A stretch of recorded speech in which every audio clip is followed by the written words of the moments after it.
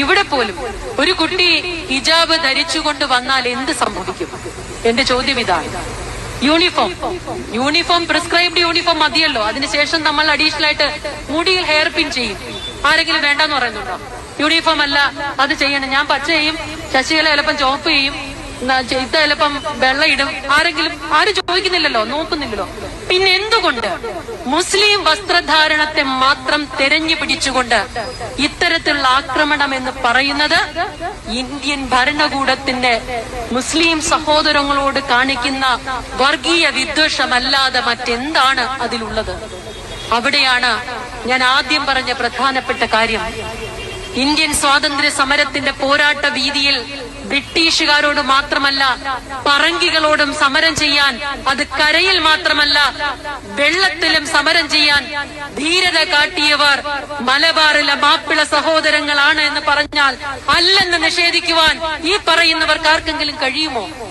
പഴശ്ശിരാജയോടൊപ്പം വീരമൃത്യു മരിച്ച ഉണ്ണി മൂസയോട് അന്ന് ബ്രിട്ടീഷ് ഗവൺമെന്റ് കൊടുക്കാമെന്ന് പറഞ്ഞ വാഗ്ദാനങ്ങൾ മാസാന്ത്യം 1000 രൂപയും ഗ്രാമമുഖ്യൻ പദവിയും വേണ്ട എന്ന് പറഞ്ഞുകൊണ്ട് നാടിനു വേണ്ടി പൊരുതിയ ധീരദേശാഭിമാനികൾ, മൗലാന അബ്ദുൽ കലാം ആസാദിനെ പോലെയുള്ള പണ്ഡിതന്മാരായ ദേശാഭിമാനികൾ, അങ്ങനെ നിരവധി ആളുകളുള്ള നാട്ടിൽ വസ്ത്രത്തിന്റെ പേരിൽ മുസ്ലിം വനിതകളെ പിന്നോട്ടടിക്കാൻ വന്നാൽ പിന്നോട്ടാകാൻ നമ്മൾ തയ്യാറല്ല.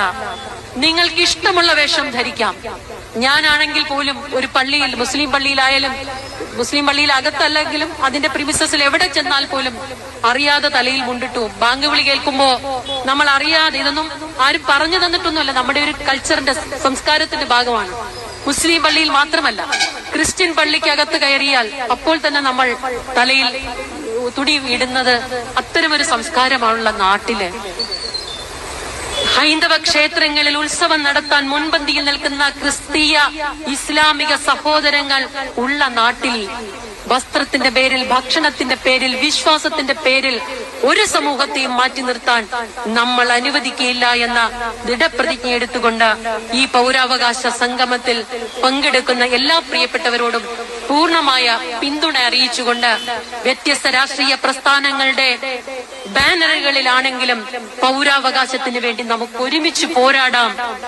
RSSകാരന്റെ പൗരാവകാശത്തെയും ധ്വംസിക്കുവാൻ നമ്മൾ ആഗ്രഹിക്കുന്നില്ല, ഒരാളുടെയും പൗരാവകാശം ധ്വംസിക്കാൻ ആഗ്രഹിക്കുന്നില്ല. അതുപോലെ നമ്മുടെ പൗരാവകാശം ധ്വംസിക്കാൻ വന്നാൽ ജനാധിപത്യ രീതിയിൽ അതിനെ ചെറുത്തു തോൽപ്പിക്കുകയും നിയമപരമായി അതിനെ നേരിടുകയും ചെയ്യുമെന്ന